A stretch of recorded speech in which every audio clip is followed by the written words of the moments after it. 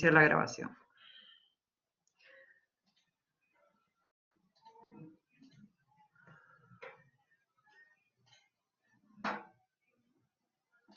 Bueno, como les decía entonces, la clase pasada nos habíamos quedado en unidad 13, en estructuras livianas de acero. Básicamente habíamos visto todo lo que eran generalidades al respecto y habíamos alcanzado a ver nada más que el diseño a tracción de barras armadas de filigrana, ¿sí? En esta clase vamos a avanzar con el resto de los diseños que nos faltan para el resto de las solicitaciones, es decir, para compresión, para flexión y para esfuerzos combinados, es decir, de flexocompresión o flexotracción. Van a ver que en el libro Troglia está desarrollado tema por tema, pero el procedimiento que tenemos que seguir y la lógica para la verificación es la misma, así que en el Troglia repite muchas veces las mismas fórmulas, lo que puede llegar a confundir un poco, ¿sí? Por lo tanto, yo les he condensado el tema tratando de ir de un problema general a un problema particular, así no nos enredamos con muchas fórmulas. Bueno, habíamos estado hablando ya la clase pasada de que una de las limitaciones que teníamos que tener en cuenta era que la esbeltez modificada de diseño para nuestras estructuras de filigrana debía ser menor o igual que 150. ¿Ustedes se acuerdan qué tipos de esbelteces teníamos? Porque con esta esbeltez modificada, que ya hemos hablado sobre ella, ya tenemos definidas tres tipos de esbelteces. ¿Se acuerdan más o menos cuáles eran?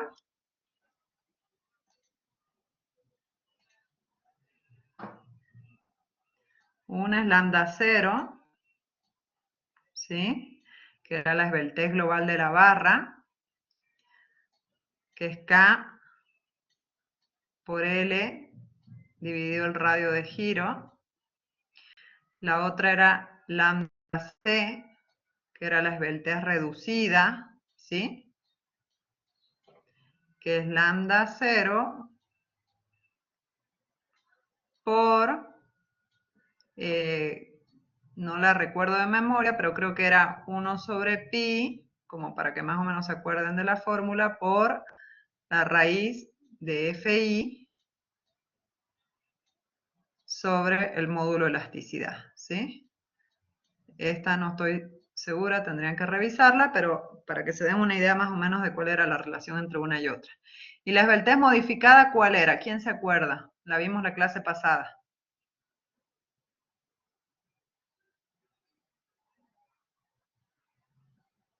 ¿Me escuchan, chicos? Sí, profe, sí le escuchamos. Ah, bien. ¿Se acuerdan cuál era la esbeltez modificada?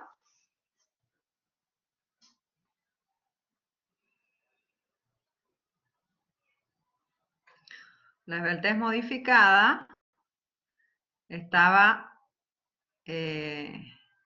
aumentada debido a la falta de rigidez por las celosías. La usábamos cuando teníamos barras armadas. Y era la raíz cuadrada de lambda 0 al cuadrado más lambda 1 al cuadrado. Todo esto queda bajo la raíz, ¿no? A ver, así. ¿Sí? Bueno, entonces habíamos dicho que la esbeltez modificada en barras de filigrana debía ser menor o igual a 150, siendo que para las otras barras nosotros usábamos 200.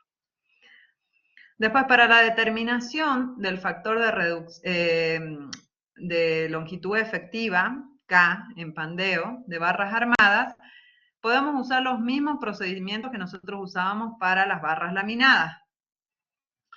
¿Cuáles eran? Podíamos hacerlo por comparación según los apoyos que teníamos en los extremos. Aproximadamente decíamos que articulado a articulado, K era igual a 1. ¿Se acuerdan? Empotrado a empotrado, K era igual a 0,5. Pero para sacar el factor K con mayor precisión podíamos usar las tablas de las nomogramas o si no también lo podíamos hacer a través de analizar la relación entre la rigidez de las dos barras que se unen, ¿sí? Y eso era en función de la relación de sus momentos de inercia, de los momentos de inercia de esas barras. En este caso, cuando trabajamos con barras de filigrana, no vamos a usar el momento de inercia de la sección transversal, que correspondería al momento de inercia de las 4 barras transversales, eso ya lo habíamos hecho, lo habíamos visto, quiero decir, la clase pasada, sino que vamos a usar un momento de inercia modificado, ¿sí? ¿Y cómo lo vamos a obtener? Esto también ya lo habíamos visto. A partir de la esbeltez modificada, que ya sabemos cómo se determina, podemos despejar un radio de giro modificado, ¿sí? Entonces el radio de giro modificado va a ser igual a K por L dividido la esbeltez modificada, y el momento de inercia modificado entonces va a ser el radio de giro modificado al cuadrado por el área, ¿sí? Y con eso podemos trabajar para sacar el K de las barras armadas de filigrana. El pandeo lo vamos a analizar al igual que en el resto de las barras, dentro del plano y fuera del plano, ¿sí? Entonces supongamos que tenemos esta barra de filigrana que está formada por perfiles L y una celosía, o pueden ser barras de sección circular maciza como cordones, que si la vemos lateralmente en el plano vamos a tener entonces el cordón superior, el cordón inferior y las diagonales de la celosía. Entonces, el pandeo fuera del plano va a ser cuando la barra, o sea, la del cordón que estemos analizando, pandee dentro del plano del reticulado, como podemos ver acá, ¿sí? En ese caso, la longitud de pandeo que vamos a tomar va a ser entre dos puntos de apoyo, que son los vértices de la filigrana. Esa es la longitud LS de pandeo. Y en el caso de fuera del plano, supongamos que esta es una viga, puede ser la viga de un entrepiso, que si la vemos desde arriba, se repite varias veces, acá podemos tener una, acá podemos tener otra, y que perpendicularmente están unidas entre sí por correas o tirantes, ¿sí? Para que esto se comporte como un diafragma rígido, o lo más cercano posible, y para evitar desplazamientos horizontales y verticales, nosotros tenemos que rigidizar con cruces de San Andrés, como estamos viendo acá. Esto ya lo habíamos visto cuando analizamos la estabilidad global de la estructura. Entonces, estas correas en esos puntos donde se encuentran unidas por las cruces de San Andrés van a servir de punto de apoyo a los cordones o al cordón en el que estén tomados, si está tomado a esta altura, el cordón superior, y por lo tanto el pandeo fuera del plano, ¿sí? En esa viga, va a ser este que podemos ver acá, ¿sí? O sea, la deformada va a ser algo así, va a ser entre puntos fijos que impiden el desplazamiento horizontal, ¿sí? Entonces, en este caso, esta va a ser la longitud de pandeo fuera del plano, ¿sí? Nosotros cuando analicemos entonces una de las barras de los cordones, tenemos que tener en cuenta que esta puede pandear dentro del plano o fuera del plano. Tenemos que tener bien claro, entonces, en cada dirección, cuál va a ser su factor K de longitud efectiva y cuál va a ser la longitud que vamos a tomar para determinar la longitud efectiva. En estructuras de filigrana también se usan mucho los arcos. Ya en el trabajo práctico les va a tocar hacer una pequeña nave industrial con una cubierta en arco, ¿sí? En ese caso, para determinar la longitud de pandeo dentro del plano, lo que vamos a tomar como longitud es la longitud en el desarrollo del arco hasta la parte más alta, ¿sí? Esta que tengo acá marcada como LS, esa va a ser la longitud que vamos a tomar. Y la vamos a multiplicar por el factor K, para sacar la longitud efectiva, que depende del tipo de arco que nosotros tengamos. Habíamos visto que podíamos tener arco de 3 articulaciones, es decir, 2 en los apoyos y 1 en la parte superior. Eso era por una comodidad constructiva, les había explicado la clase pasada. Podía ser arcos de 2 articulaciones o podrían ser arcos bien empotrados. Quiere decir que cuando tenemos una continuidad entre el arco y la columna, y esa unión se materializa de forma rígida, ¿sí? En ese caso, esto lo puedo ocultar ahí para que vean. Ahí ven mejor. Bueno, ahí se ve bien, ¿no? ¿Se ve completa la pantalla? Sí, profe.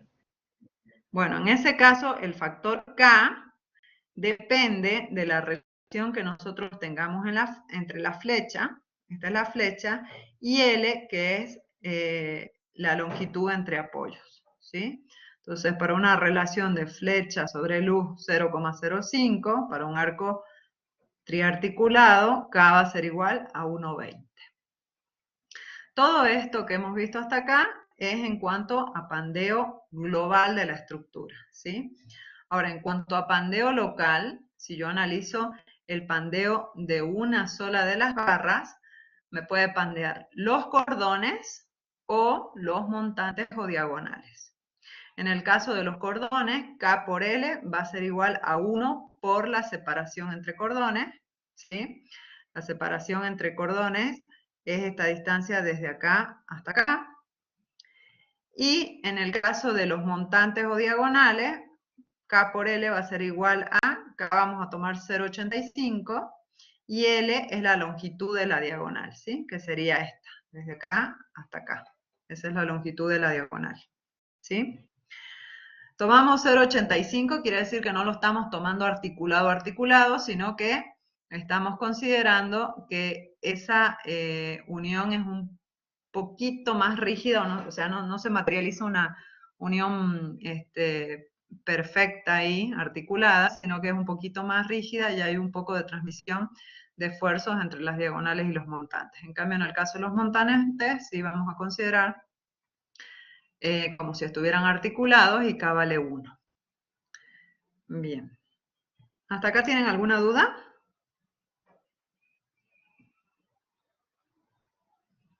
No, profe.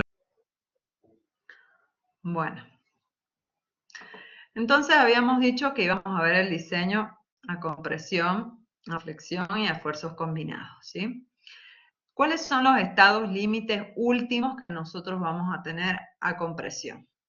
Entonces, supongamos que tenemos una barra de filigrana que está comprimida y el primer estado límite es el de compresión de las barras de esquina, o sea, de las barras de los cordones. O sea, pueden fallar el cordón superior o el cordón inferior por compresión.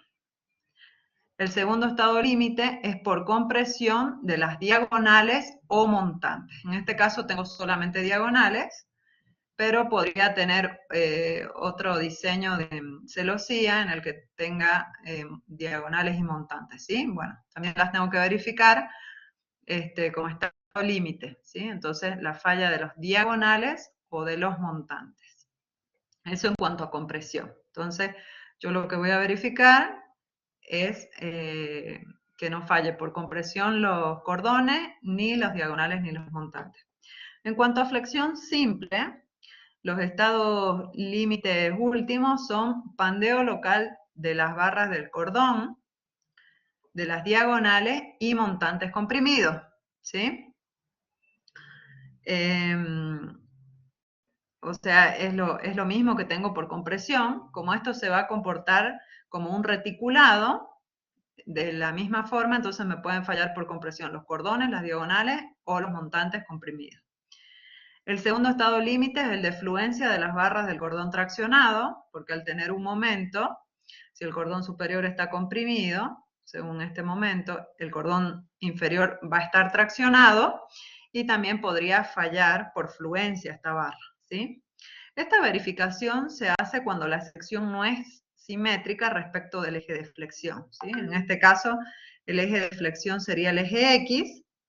La sección no es simétrica porque arriba tengo 2 barras trabajando a compresión y abajo tengo una barra trabajando a tracción, ¿sí?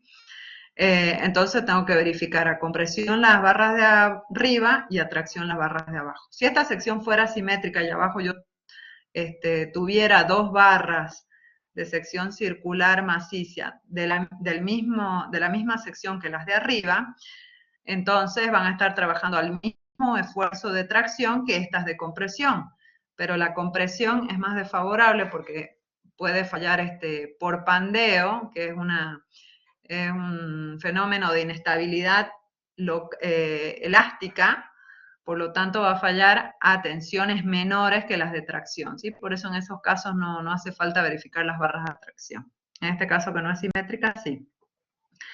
Y después, al igual que para barra de alma llena, en perfiles laminados, también puede fallar por pandeo lateral torsional de la barra armada, ¿sí? En el caso de que no se cumplan las siguientes condiciones, entonces tenemos que verificar al pandeo lateral torsional de la barra. Pero si nosotros diseñamos, esto lo vamos a ver en madera también, una sección cuya altura no sea mayor a 2 veces el ancho de la barra, entonces en ese caso no es necesario verificar a pandeo lateral torsional porque la barra no va a ser esbelta o no va a ser propensa a pandear en esta dirección, ¿sí? Pero si eso no se cumple, entonces tenemos que verificar que la longitud no arriostrada sea menor o igual que un límite LR, que ya les voy a decir más adelante cómo se determina, ¿sí? Esta longitud LR es el límite para el cual el mínimo momento que se puede desarrollar en esta barra lo hace sin pandear lateralmente, ¿sí? Y esto tiene una fórmula para cada una de las secciones transversales que estemos usando, ¿sí? No tiene nada que ver con la determinación del LR y del LP que usábamos para barras macizas, ¿sí? Es otra fórmula y es otro el criterio también para determinarlo. Pero el concepto es el mismo, ¿sí? La longitud no arriostrada tiene que ser menor que un límite LR, ¿sí? Bueno, veamos entonces cómo hacemos la determinación o la verificación de las barras, ¿sí? Recordemos que estas son, al igual que las barras armadas que habíamos visto de secciones laminadas, son columnas armadas del grupo 4, ¿sí? Porque están formadas por cordones con barras longitudinales que están unidos entre sí por celosías que pueden ser diagonales o montantes, que es la misma condición que cumplían las columnas armadas del grupo 4. Y en términos generales, nosotros lo que vamos a verificar, entonces, es que el esfuerzo de compresión último que yo tenga en mis barras sea menor o igual que el esfuerzo de compresión de diseño. El esfuerzo de compresión de diseño, que no es otra cosa que el factor de reducción de resistencia a compresión por la resistencia nominal a compresión, ¿sí? Bien, veamos entonces, lo primero que vamos a ver es cómo hacemos la determinación de la resistencia requerida o resistencia última en cada una de las barras que nosotros vamos a analizar. La verificación, como habíamos hecho en columnas armadas, la hacemos entonces en los cordones, en los tramos de los cordones y en los tramos de las diagonales, ¿sí? Entonces yo necesito llevar los esfuerzos últimos globales de la barra, distribuirlos en los cordones y en las diagonales según corresponda. Y tenemos dos posibilidades. Que tengamos esfuerzos combinados de compresión con momento y que tengamos esfuerzos combinados de tracción con momento y corte, ¿sí? El primero que les voy a explicar es el de tracción porque es el más sencillo y el más fácil de entender. Entonces, supongamos que tenemos una barra armada, como la que tenemos acá, que está solicitada a un esfuerzo de tracción último, TU. Esto sale de nuestro análisis global de la estructura, ¿sí? De la determinación de las solicitaciones en nuestra estructura.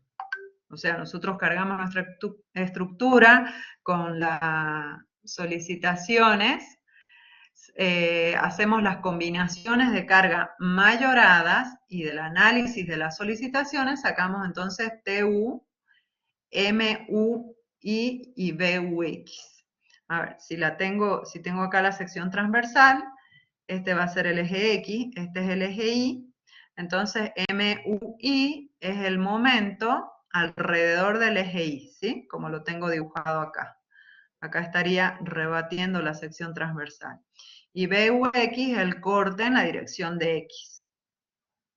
También podría tener, no lo he dibujado acá para no complicar el dibujo, podría tener MUI alrededor del eje Y, perdón, MUX, el momento flector alrededor del eje X, y BUI, que sería el corte en la dirección Y, ¿sí? Esto surge del análisis global, como les decía. Entonces acá yo puedo analizar qué solicitación me produce en los cordones y en las diagonales cada uno de estos esfuerzos por separado y después sacar la resultante como superposición de los efectos. Entonces, lo primero que vamos a hacer acá es suponer que tengo TU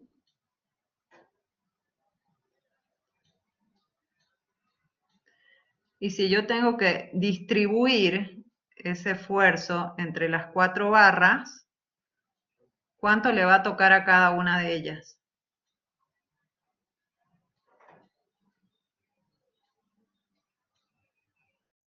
TU dividido 4. Exactamente. Para generalizar, porque quizá no tengamos 4 barras, sino que tengamos otra distribución en los cordones, vamos a poner TU dividido N, ¿sí? Entonces, N es la cantidad de barras que nosotros tenemos, de barras longitudinales, ¿sí? Ahora, si yo quisiera hacer lo mismo con el momento, MUI, ¿cómo lo voy a distribuir? Yo tengo acá mis 4 barras, ¿sí? ¿Cómo lo voy a distribuir? En estas barras que voy a tener una compresión, ¿cierto? Y en estas de acá voy a tener tracción. ¿Y cuánto va a valer esa compresión y esa tracción?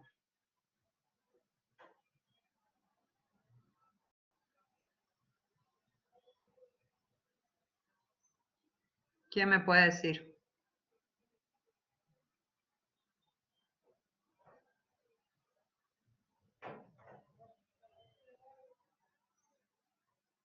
Fíjense que acá tenemos el brazo de palanca. El brazo de palanca es B, ¿sí? Entonces, ¿cuánto vale el esfuerzo en las barras? ¿Cómo lo saco? El momento sobre N por B, por H por B. El momento sobre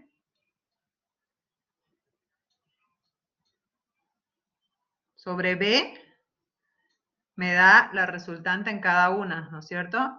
Y divido N1, vamos a ponerle, que es el número de cordones que el número de barras, perdón, que yo tengo en el cordón, ¿sí? Que en este caso son 2. ¿Se entiende?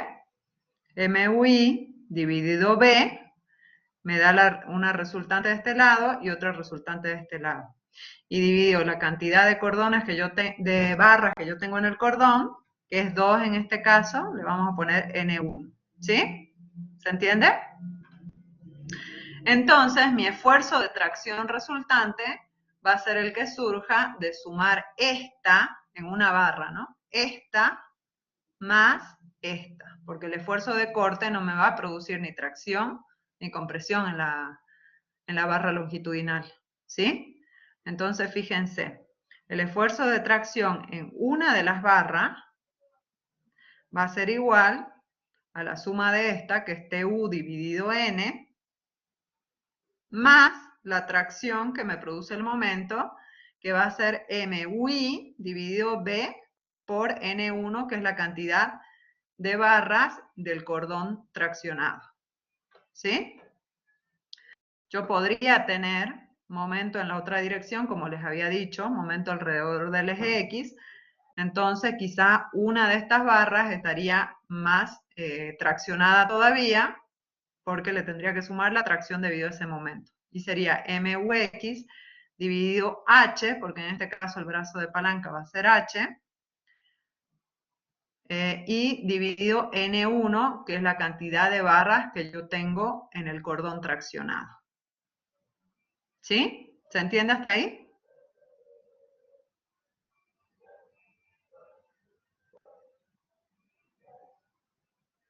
¿Se entiende o hay alguna duda? ¿Se entiende, profe? Bien. En el caso de compresión es lo mismo, con la diferencia que yo tengo que sumar las que se encuentran del lado en el que tengo compresión, ¿sí?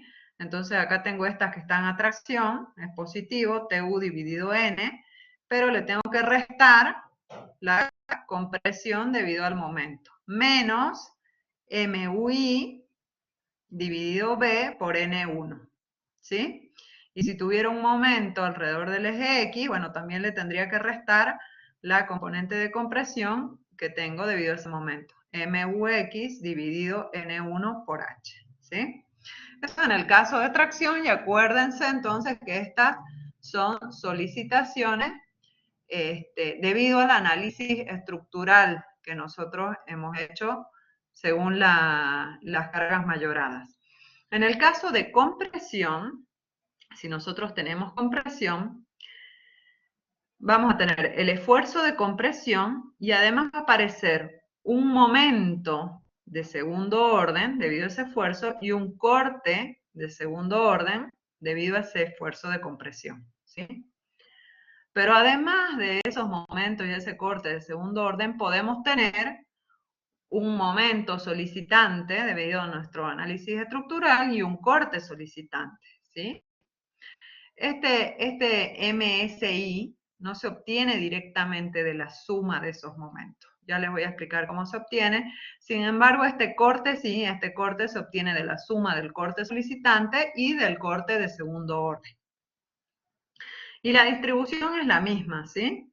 Entonces, para las barras comprimidas, vamos a tener que la compresión va a ser PU dividido la cantidad de barras longitudinales que tengamos, dividido N, más la compresión que me produzca este momento, que ya vamos a ver cómo se determina, que es MSX. Fíjense, ya no es MU, perdón, MSI, ya no es MUI, ¿sí? Es MSI dividido el brazo de palanca y dividido la cantidad de barras longitudinales que tenemos en el cordón. Y si tuviéramos momento en la otra dirección, bueno, también le tenemos que sumar la compresión que me produciría ese momento, ¿sí? Generalmente cuando las barras están solicitadas a compresión, bueno, esa compresión es bastante importante, por lo tanto es difícil que tengamos tracción, como es este el caso, por eso no les he puesto la fórmula acá. Pero si la compresión fuera muy chiquitita, bueno, también deberían verificar si no tienen tracción en los cordones, como es el caso acá. Y nos está faltando qué es lo que pasa con el corte. Acá teníamos el corte solicitante y acá tenemos la suma de los cortes. Sería el corte solicitante más el corte de segundo orden. Bueno, ese corte es el que se toma con las celosías. Esto ya lo habíamos visto. Con un esfuerzo de compresión en las celosías, entonces lo que tenemos que hacer es descomponer el corte, ya sea BSUX o BSUX, ¿sí? En la dirección de la diagonal, o sea, sería dividido 2 porque tenemos las dos caras con celosías, por el seno de alfa 2, que es el ángulo, siempre es el ángulo que forma la diagonal con el cordón longitudinal de la barra. Entonces, de esa forma ya hemos determinado cuánto vale nuestro esfuerzo de compresión y de tracción en nuestras barras longitudinales, nuestros esfuerzos últimos, y cuánto vale nuestro esfuerzo último de compresión en las diagonales. Si fuera un montante, si nosotros tuviéramos un montante, directamente sería igual al corte, ¿sí? A este corte en este caso o a este corte en este caso. Veamos ahora cómo se determina ese momento que les había dicho, cómo determinamos el momento de segundo orden y el corte de segundo orden para las barras armadas a compresión. Bueno, esto ya un poco lo habíamos visto cuando vimos columnas armadas. El momento MSX entonces va a ser igual a PU, que es el esfuerzo de compresión último, por una excentricidad inicial, una dirección X, más el momento MUX, este es el momento solicitante que aparece debido al análisis estructural, dividido 1 menos PU dividido PCMX, ¿sí? Este análisis, como lo tienen que hacer para cada dirección, entonces, bueno, también tendrán que determinar un momento MSI, ¿sí? Entonces, ven que acá no se suman directamente los momentos, o sea, habíamos visto que este era el momento de segundo orden, pero eso yo no le sumo a toda la expresión el momento solicitante, sino que se lo sumo en el numerador, nada más, ¿sí? E0 es la excentricidad accidental, que es debido al proceso constructivo, es la máxima excentricidad que podemos tener, y esto más o menos, esta fórmula más o menos se define por análisis de cómo quedan las barras cuando son construidas y cuál es la excentricidad máxima que pueden tener. Y esto, como es el análisis global de la barra, ¿sí? Estamos determinando las solicitaciones globales de la barra, entonces K va a ser el K externo de la barra, ¿sí? O sea, si está simplemente apoyada, entonces va a ser 1, bien postrada 0,5, ese es ese K, ¿sí? Acá les he puesto el ejemplo como para que se acuerden que es el K global. LX es la longitud de pandeo, ¿sí? Esto es en ambas direcciones, tienen que analizarlo, ¿no? Si es que las condiciones de apoyo varían, dividido 500, ¿sí? Entonces, ¿cómo determinamos el PCM? Esto lo tienen que hacer para cada dirección. Es igual a pi al cuadrado por el módulo de elasticidad longitudinal por el área bruta. Acá, como estoy analizando la barra global, entonces el área bruta es la suma de las áreas de todas las barras longitudinales que nosotros tengamos, en este caso serían 4 barras circulares, dividido la esbeltez modificada, que esta ya vimos cómo se sacaba. La esbeltez modificada es la esbeltez de la barra, que es K por L dividido el radio de giro mínimo. Recuerdan que vimos también la clase pasada cómo sacábamos el radio de giro de este tipo de secciones. Y habíamos dicho que directamente el radio de giro alrededor del eje X es H sobre 2 y el radio de giro alrededor del eje Y es B sobre 2. Eso, si quieren, lo pueden reemplazar de la clase pasada. Y lambda 1 tenía en cuenta la falta de rigidez de la barra debido a la celosía. Y lambda 1 depende de qué dibujo tengamos nosotros en la celosía, ¿sí? Acá, como para que más o menos lo tengan presente, les he puesto lo que aparece en la norma, o sea, para este dibujo de celosía de solo diagonales, lambda 1 tiene esta expresión que podemos ver acá.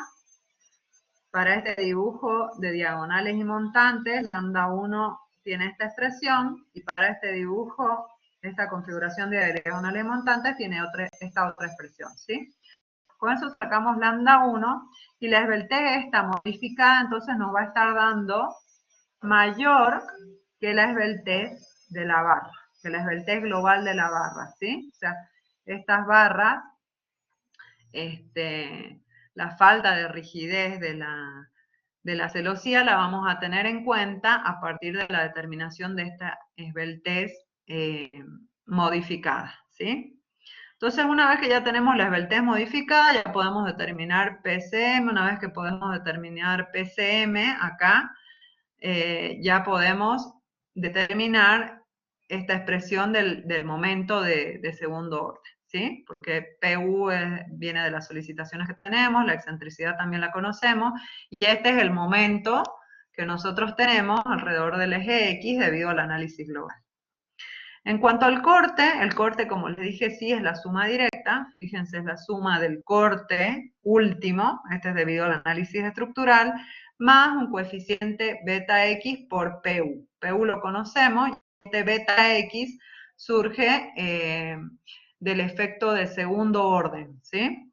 Este beta lo tienen para determinar acá, que es pi sobre 400 por, y fíjense que esta expresión que está acá abajo es la misma que está acá en el denominador, así que si ustedes ya calcularon el momento, directamente reemplazan este valor acá y tienen cuánto vale beta, ¿sí?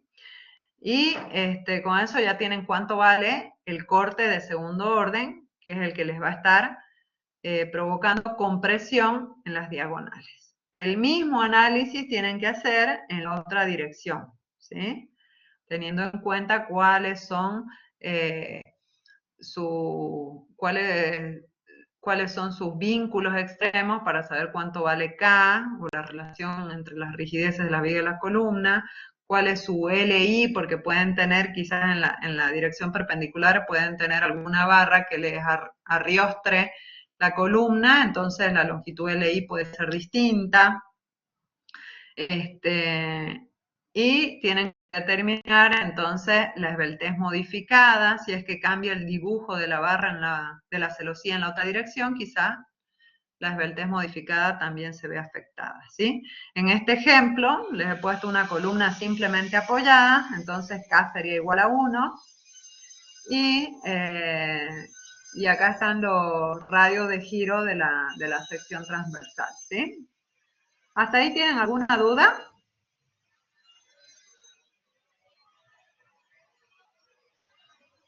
No, profe. ¿No?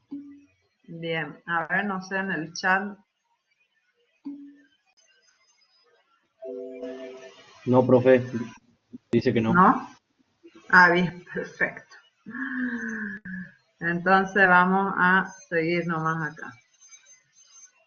Desde la diapositiva. Encima se me ha puesto media lenta la presentación. Bueno, hasta acá entonces hemos determinado las solicitaciones requeridas, ya tanto en cordones como en diagonales y montantes, ¿sí?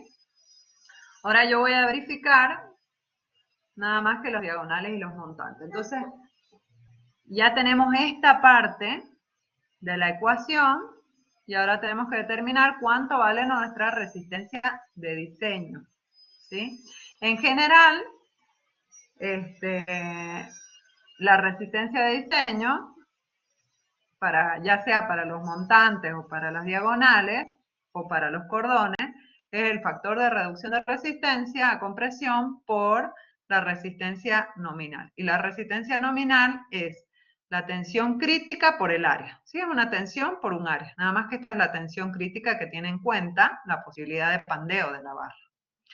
Ese factor de reducción de resistencia va a valer 0,85 en el caso de barras que tengan una tensión de fluencia menor o igual a 250 megapascales. ¿Sí? Esto en general es para las barras lisas, que son más dúctiles, y un factor de reducción de resistencia de 0,80 para barras que tengan una tensión de fluencia entre 250 megapascales y 400. Esto es para las barras,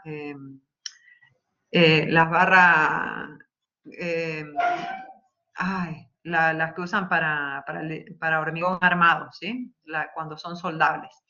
¿Por qué tenemos un factor de reducción más grande en estas barras? Bueno, porque al ser dúctiles es posible, o es más fácil, obtener barras de eje longitudinal recto, ¿sí? En cambio en estas es más difícil, entonces se les tiene menos confiabilidad y por eso se usa un factor de reducción menor. Bien. ¿Cómo determinamos la tensión crítica? Esta que yo les decía que depende del de la resistencia a pandeo que nosotros tengamos, ¿sí? Esa tensión crítica en barras de sección circular es igual a un factor psi por la tensión de fluencia, ¿sí? Este factor psi, en realidad, lo pueden determinar a partir de estas fórmulas, pero veamos un poquito. Acá tenemos las curvas de pandeo, no sé si recuerdan cuando vimos compresión, yo les había dicho que el Eurocode tenía 4 curvas de pandeo, ¿sí? La A y la B en general eran para perfiles laminados, con alguna diferencia. La C era para barras de sección circular y la D no me acuerdo bien, ¿sí? Pero esa es la forma de la curva de pandeo con respecto a la curva de Euler, fíjense. Entonces, esta es pregunta de examen, ¿no? Muchas veces les pedimos que dibujen la curva de pandeo esquemáticamente. Bueno, el CIRSOC adopta para los perfiles laminados una curva intermedia entre la A y la B. Pero para las barras de sección circular maciza, adopta la curva C, y a diferencia del Eurocode, lo que hace es usar acá otro factor de reducción de resistencia, ¿sí? Entonces, fíjense cómo se lee esta curva. Tenemos en abscisa la esbeltez reducida, lambda C, recuerden que ya habíamos hablado de la esbeltez reducida, y en ordenadas tenemos el factor psi. Ese factor psi, como va multiplicando la tensión de fluencia, quiere decir que nosotros, mientras tengamos un factor psi mayor, entonces vamos a tener una tensión crítica mayor y por lo tanto una resistencia nominal y una resistencia de diseño mayor, ¿sí? Nos conviene, o sea, estaríamos teniendo un mejor comportamiento. Entonces, fíjense, si comparamos las curvas A, B y C para la misma esbeltez reducida,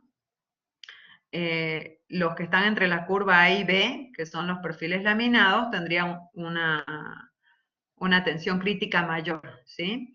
Y la curva C, que es la de las secciones circulares, tiene una tensión crítica menor, ¿sí?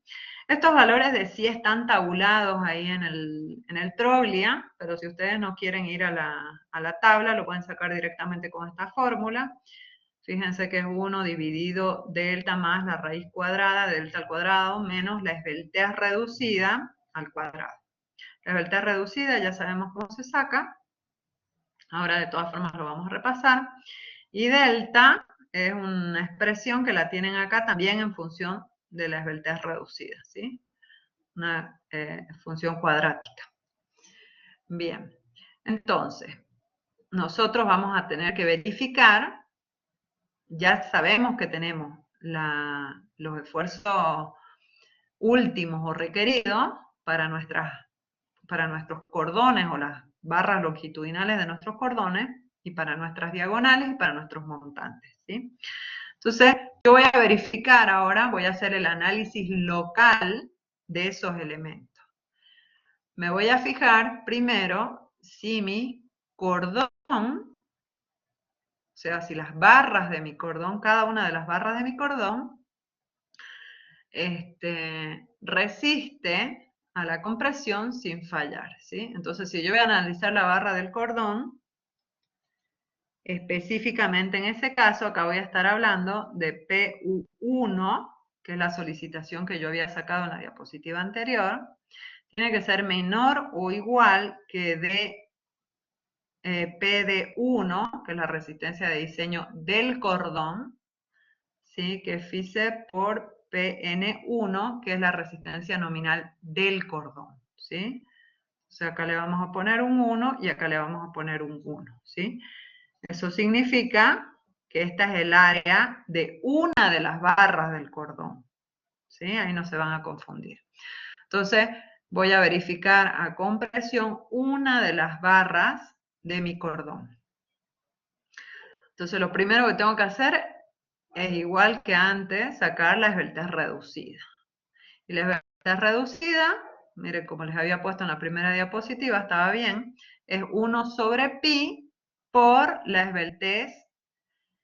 Esta ahora tiene que ser la esbeltez de mi cordón, ¿sí? Porque yo estoy haciendo el análisis local. Ya no es la esbeltez de la barra global, sino que es la esbeltez del cordón que yo tengo, ¿sí? Y como es la esbeltez del cordón, entonces acá tiene que decir K por L1, ¿sí? Dividido R1, ¿sí? En la primera diapositiva les dije que para los cordones íbamos a usar K igual a ¿cuánto? ¿Se acuerdan? Cuando les dije para cordones tanto, para montantes tanto. Para cordones, ¿cuánto era el K?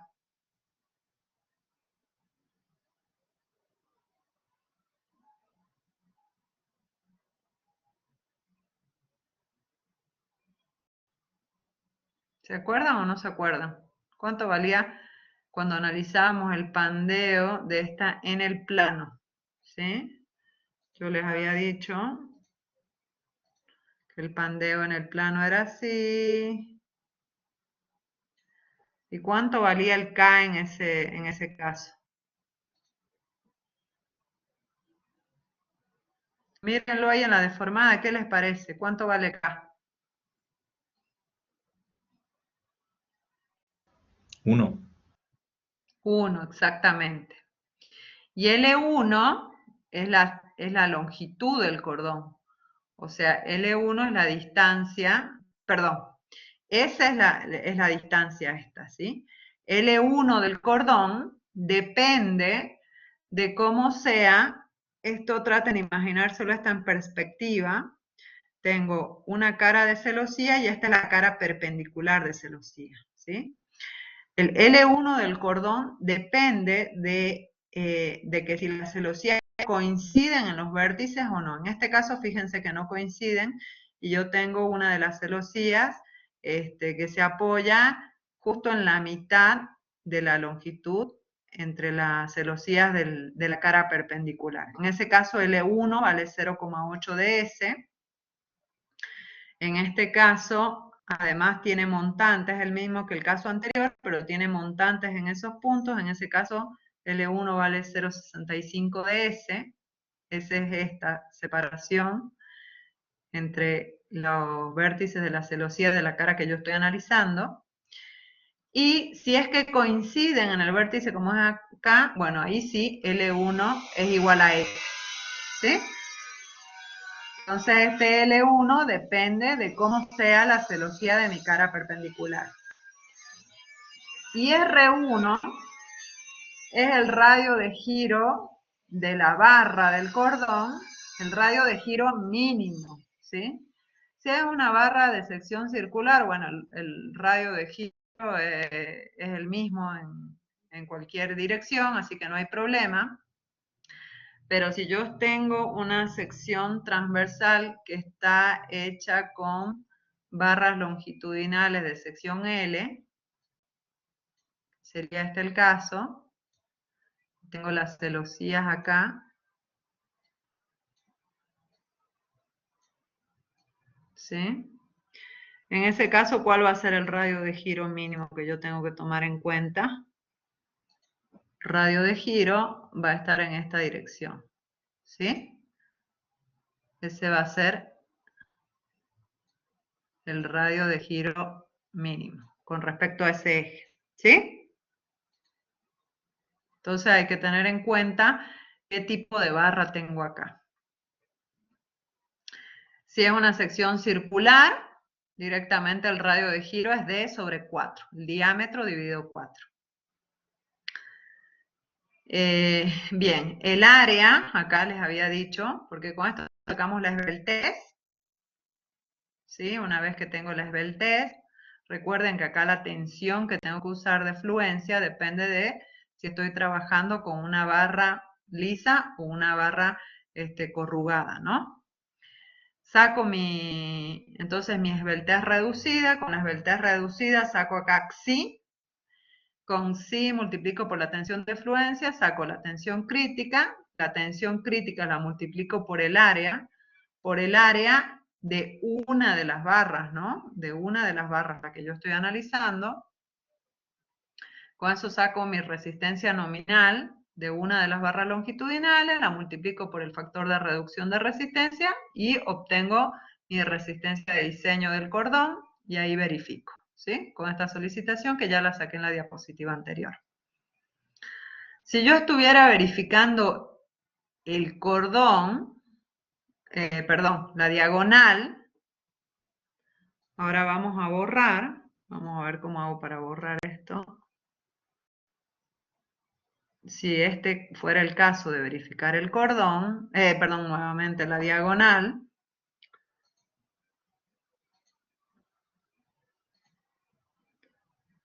entonces acá sería PU2, o en realidad creo que le habíamos llamado, a ver, déjenme ver, le habíamos puesto es esta, DU2, ¿sí? Esa era la solicitación que teníamos. Entonces acá vamos a poner DU2, que es la que sacábamos en la diagonal, tiene que ser igual, menor, perdón, o igual que la resistencia de diseño de la diagonal, que le vamos a poner un 2, que es el factor de reducción de resistencia por la resistencia nominal de la diagonal, ¿sí? Entonces ahora lo que vamos a tener que analizar es el área bruta de la diagonal. Entonces ahora hacemos el mismo análisis, sacamos el factor de reducción de resistencia, pero en este caso, ¿cuánto vale K por L? Ahí va a ser L de la diagonal. Eso les dije también cuando empezamos la clase. ¿Cuánto iba a valer K por L de la diagonal? ¿Se acuerdan?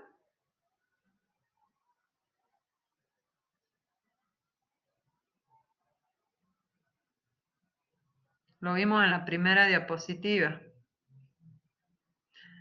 Les dije que no era articulado, sino que íbamos a tomar ¿cuánto? ¿Se acuerdan o no? A ver, ¿qué dice el chat?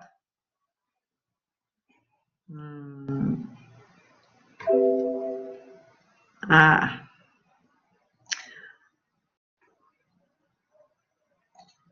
Está más complicado esto.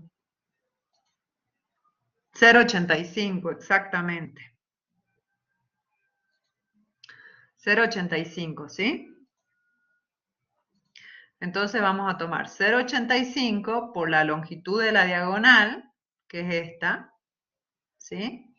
Dividido el radio de giro, que en este caso sí o sí va a ser una sección circular, así que va a ser el diámetro dividido 4 por la raíz de FI dividido el módulo de elasticidad. Acuérdense acá, generalmente las celosías habíamos dicho que eran de sección circular lisa, ¿sí?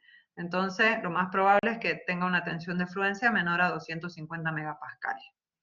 Nuevamente, determino acá mi factor Xi, lo multiplico por la tensión de fluencia, saco la tensión crítica, multiplico por el área de la diagonal, ¿sí? Y de esa forma saco mi resistencia de diseño y la comparo con mi resistencia última, ¿sí? Bueno, puede ser, esto me olvidé comentarles, cuando hablaba de los cordones, ay, me fui del puntero. Puede ser que esto, como acá les dije que podía ser que sea un perfil L, las barras longitudinales, que sean perfiles laminados, ¿sí? En ese caso, procedemos de la misma forma, pero recordemos que una vez que sacábamos la esbeltez reducida, la comparábamos con el factor, si era menor que 1,5, sacábamos la tensión crítica de esta forma, ¿sí? Esto es para perfiles laminados, ya lo hemos visto. Y si la esbeltez reducida era mayor que 1,5, la sacábamos con esta fórmula, ¿sí? Pero el procedimiento es el mismo. Todo depende de que si mis barras longitudinales son de sección circular maciza o si son de perfiles laminados. Bueno, ¿hasta acá tienen alguna duda?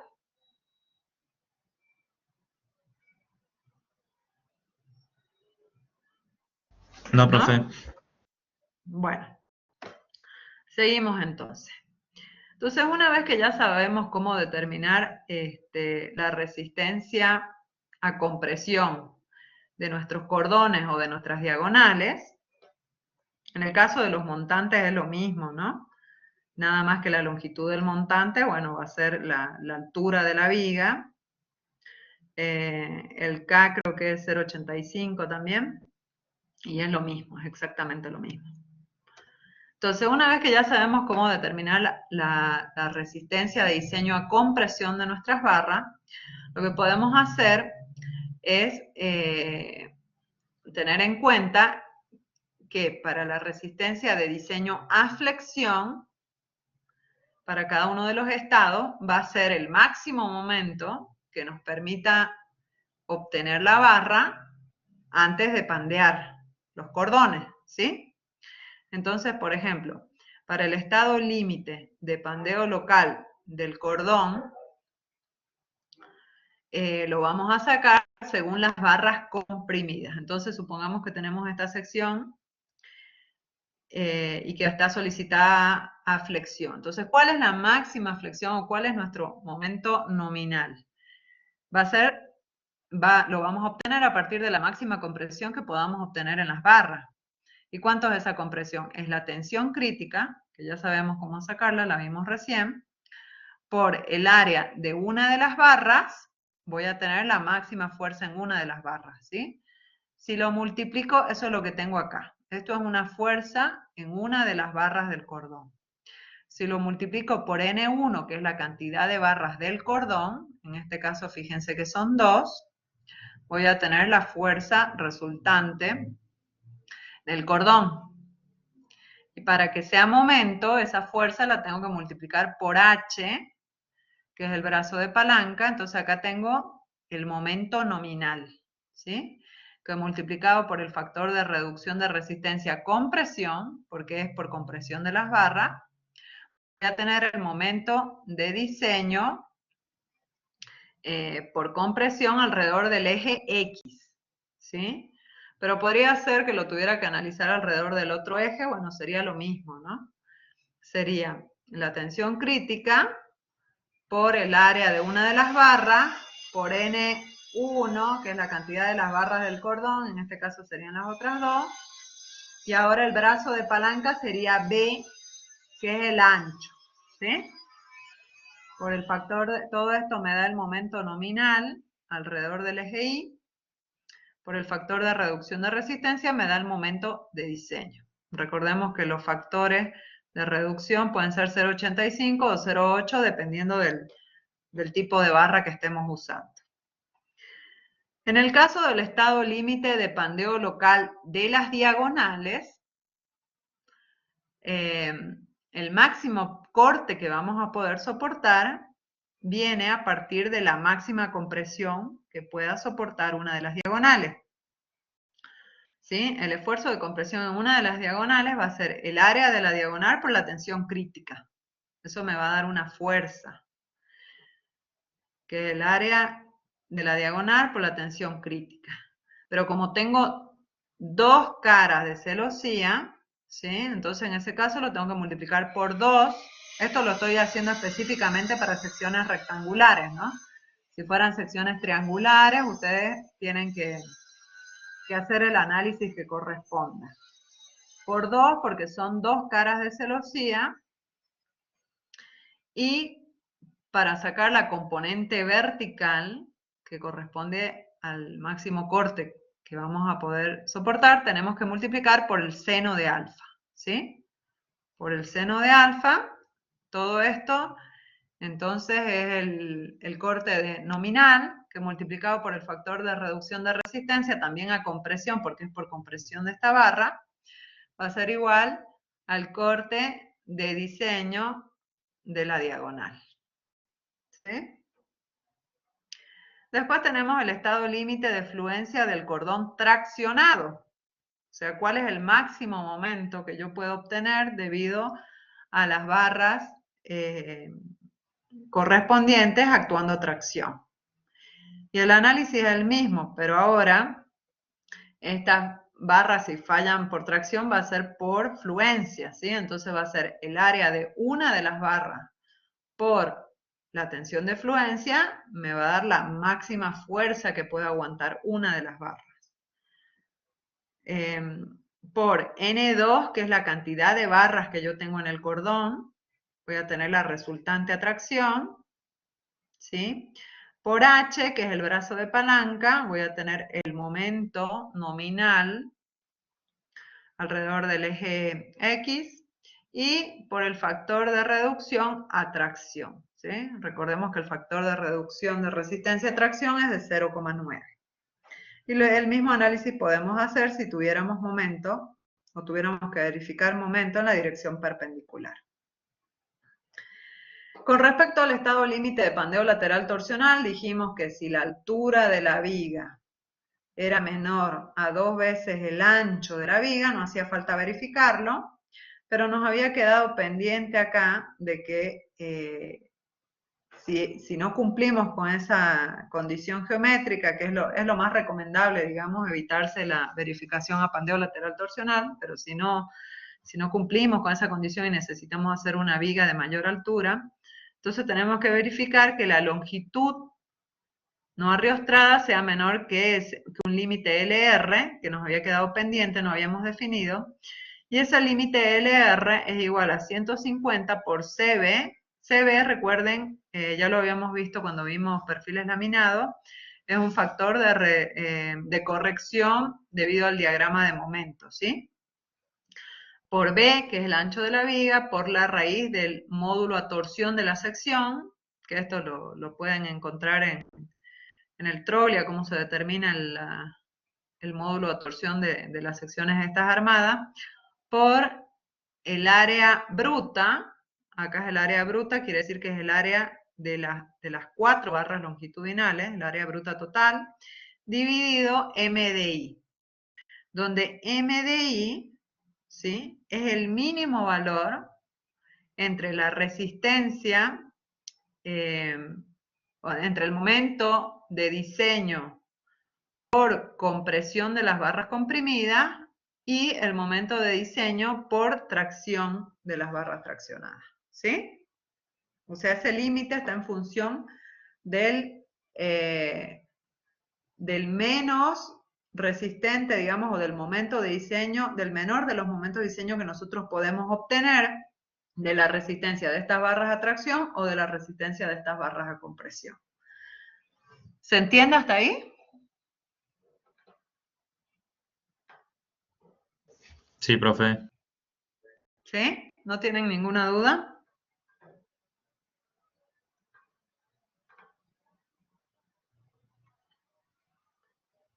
Bueno, sigamos entonces. Bueno, hasta ahí ya vimos lo más difícil. No puedo ver ni el reloj en la computadora. Bueno, hasta ahí ya vimos lo más difícil y ahora vamos a ver algunas especificaciones constructivas. Algunas también ya las hemos mencionado, ya hemos hecho ejemplos. Una de las especificaciones es que hay que colocar presillas, ya habíamos hablado de eso. Las presillas se colocan en los extremos de las barras armadas o donde se interrumpe la celosía, ¿sí? Donde se interrumpe por continuidad. Y después, en los lugares donde unimos nuestras barras armadas con otras barras. Ahí también es conveniente la colocación de presillas. La colocación de presillas habíamos dicho que era como un anillo que nosotros poníamos.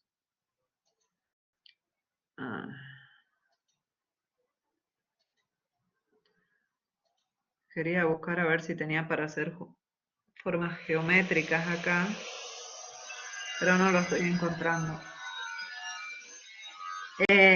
Poníamos como un anillo en la terminación de las barras. Si ustedes prestan atención, si van a algún galpón, después miren para arriba y presten atención. Es como un anillo, como una brida, digamos, pueden ser de planchuelas o acá les he dibujado de perfiles L. Y la única condición que tiene que cumplir es esta relación entre el momento de inercia de las presillas, por ejemplo, si estamos verificando estas presillas verticales, y el momento de inercia de las barras del cordón, que serían estas dos barras. Esto ya lo hicimos la clase pasada, ¿se acuerdan? Hicimos un ejemplito y todo.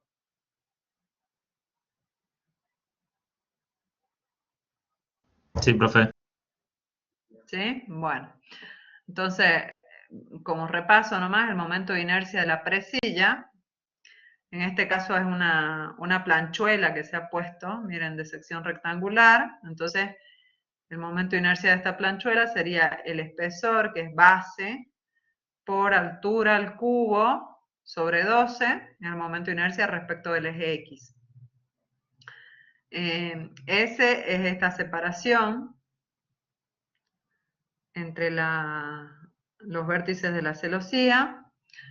H es la altura, esta distancia entre los ejes de los baricentros, de los perfiles del cordón. NP es el número de presillas que yo estoy cortando con el eje, en este caso serían 2. Y P es el momento de inercia de la presilla, ya lo hemos visto, y 1 es el momento de inercia del cordón respecto de un eje baricéntrico, en este caso el eje X1, que es paralelo al eje X, ¿sí? O sea, si yo estoy analizando respecto del eje X, que es el eje no material, me fijo cuál es el eje paralelo que pasa por el baricentro de los perfiles del cordón, y ahí saco el momento de inercia. Bueno, esto ya lo habíamos hecho el ejemplito. Y otra de las recomendaciones es que las triangulaciones en caras opuestas se correspondan, ¿sí? Por ejemplo, si vemos acá la sección transversal, tenemos acá el cordón 1 y el cordón 2. Esto lo rebatimos así, acá tenemos el cordón 1 y el cordón 2, y la cara de este lado la rebatimos para este lado. Tenemos el cordón 1 y el cordón 2, y fíjense que las diagonales coinciden, ¿sí? Coinciden ahí los puntos, los vértices. Eso es recomendable. ¿Por qué? Para que tenga un mejor comportamiento a torsión la sección.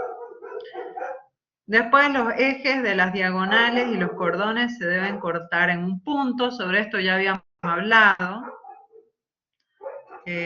Habíamos dicho que si eso no ocurría, teníamos que tener en cuenta ciertas excentricidades. Supongamos que tenemos el cordón, y acá viene la diagonal, ¿sí? Acá prolongábamos. Bueno, ahí me ha salido muy mal, pero fíjense que este punto, que es donde se intersectan las diagonales, no se intersectan, no coincide con el baricentro con el eje longitudinal del cordón, ¿sí? Entonces acá tendría que tener en cuenta esta excentricidad a la hora de calcular las solicitaciones en el cordón, ¿sí? Es decir, que no solamente voy a tener un esfuerzo axial, sino que tendría un momento, un momento flector. En lo posible hay que evitar eso, ¿sí? Después, las barras flexadas,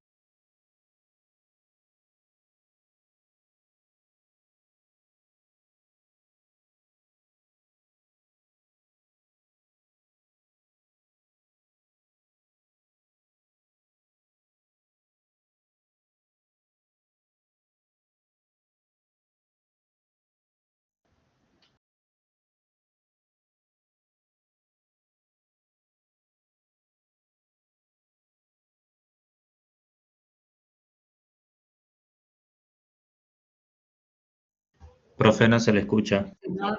¿Cómo? Creo que se le cortó cuando empezó a hablar de las barras flexadas. Ah, bien. Acá en la segunda parte. Sí, cuando empezó en la segunda parte. Bien, no, les estaba leyendo. El apoyo sobre el cordón de barras flexadas en tramos deben evitarse si no se debe verificar las barras del cordón a flexocompresión. Esto lo que quiere decir es que tanto los apoyos como las cargas que nosotros le vamos a aplicar a las barras armadas de filigrana, deben evitarse, lo mismo que pasa en los reticulados, ¿no? Debe evitarse que sea en el tramo de los cordones, como es este el caso, ¿sí? Si llega a ser así, como lo estamos viendo acá, esta barra va a estar solicitada a flexocompresión, no solamente a compresión o tracción, sino que a esfuerzos combinados de axiales y flectores, y momentos flectores.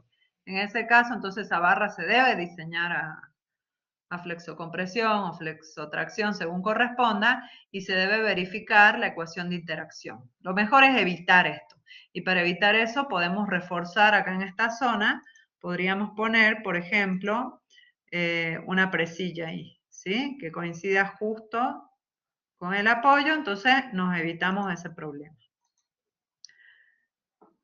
Después, las barras traccionadas, como les decía, esta es una correa que está al revés. Fíjense, estos son los cordones superiores. Este es el cordón inferior que debería ir traccionado, es este de acá. Ese cordón está traccionado, ¿sí? Entonces yo lo tengo que anclar en algún lado. En algún lado me tiene que tomar esa tracción.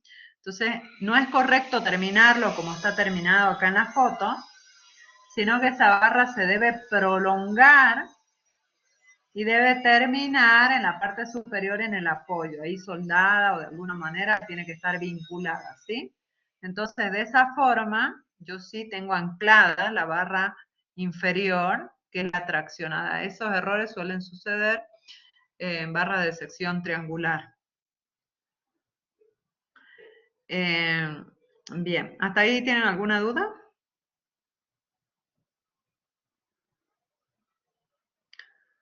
Y finalmente, hay que tener en cuenta la rigidización de las secciones T y la verificación del travesaño, ¿sí? En las secciones T, recordemos que estaban conformadas por dos barras longitudinales que están unidas entre sí por un travesaño. La voy a rebatir acá. Tenemos las dos barras longitudinales y las veo desde arriba, que cada tanto tienen un travesaño, ¿sí? Y en ese travesaño, la separación entre travesaños coincide con los puntos de unión con la celosía. Acá tengo la celosía. Bien. Generalmente, estas secciones, como habíamos dicho en la clase pasada, se usan para momento positivo, es decir, con la barra inferior traccionada y las barras superiores comprimidas. ¿Qué pasa si por algún motivo tenemos inversión de esfuerzo y la barra inferior, que es una sola, pasa a estar comprimida? ¿Qué puede pasar?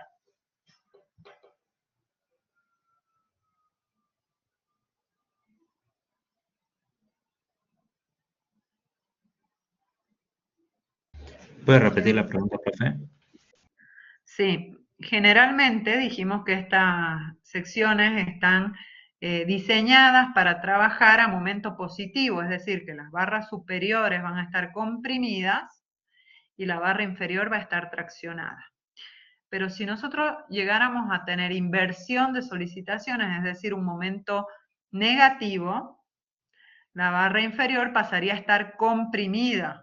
¿Y qué puede ocurrir en ese caso si nosotros tenemos la barra inferior, que es una sola, que está comprimida? Se pandea. Claro, puede intentar pandear y salir del plano en la dirección perpendicular, es decir, en esta dirección, ¿sí? Entonces, para evitar eso, tenemos que poner un refuerzo en B cada tanto, ¿sí? Entonces, fíjense, como máximo a una separación de 40 veces el diámetro DI de la diagonal, creo que era. No, el diámetro inferior. Como máximo 40 veces el diámetro de la barra inferior, ponemos separado estos refuerzos en B, ¿sí? Esto lo que hacen entonces es tomarnos el posible pandeo fuera del plano, ¿sí? Eso por un lado, esa sería la rigidización de las secciones T. Pero por otro lado, también tenemos que verificar estos travesaños, porque debido a la variación de los esfuerzos de compresión en el cordón superior, y debido a los esfuerzos de tracción y compresión que vamos a tener en las diagonales, como esos esfuerzos se van a dar acá en la mitad del tramo, ese travesaño va a estar solicitado a flexión disimétrica, ¿sí? Entonces, este travesaño tiene que ser verificado a flexión disimétrica, ¿sí? Eso para que lo tengan en cuenta. Bueno, finalmente esas son todas las recomendaciones constructivas que tenemos hasta aquí. Y lo último que nos falta verificar qué es, porque nosotros siempre verificamos resistencia y qué más.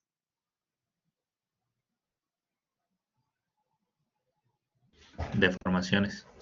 Y deformaciones, exactamente. No nos tenemos que olvidar de las deformaciones, ¿sí? Bueno, la verificación de las deformaciones es bastante sencilla. Fíjense que esta es la fórmula de la flecha máxima para una viga simplemente apoyada, con una carga distribuida Q. Esa ya la deben conocer de estabilidad. Vamos a buscarla acá, con una carga distribuida Q, ¿sí? Que es 5 por Q por L a la cuarta, L es la luz entre apoyos, dividido 384 por el módulo de elasticidad del acero por, y en este caso vamos a usar el momento de inercia modificado. Recordemos que el momento de inercia modificado lo sacamos con el radio de giro modificado a partir de la esbeltez modificada, ¿sí? Que es lo que habíamos visto en la primera diapositiva. En el caso de una carga concentrada en el centro de la luz, una carga P, en este mismo caso, pero con una carga P puntual al medio, esta también la deben saber, P por L al cubo sobre 48E por el momento de inercia modificada. En el caso de voladizo, bueno, esas yo ya no me las sé de memoria, pero son las mismas fórmulas de estabilidad, solo que tienen que tener en cuenta el momento de inercia modificado. Con esto determinan cuánto es la flecha máxima, ¿sí?, que van a tener para esa carga, es decir, van a saber cuánto vale esta flecha. Esa es la flecha máxima. Y tienen que verificar que esa flecha no supere los valores límites que les da la norma, que en estructuras para entrepiso es de L sobre 250 y en estructuras para cubiertas y cerramientos es L sobre 200, un poquito más permisivo, ¿sí? Acá no toleramos tantas deformaciones. L es la distancia entre apoyos, ¿sí? Entonces no se tienen que olvidar que no solamente tienen que diseñar o verificar la resistencia, sino también verificar las deformaciones. Bueno, y con esto entonces ya estaríamos terminando la clase de hoy. No sé si tienen alguna duda o quieren que repasemos algo.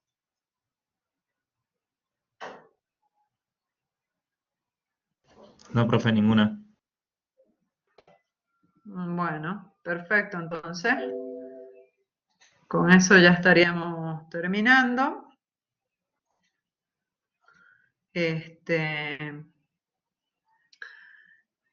Y nos quedaría entonces para la semana que viene, nos vemos el próximo viernes, ¿sí?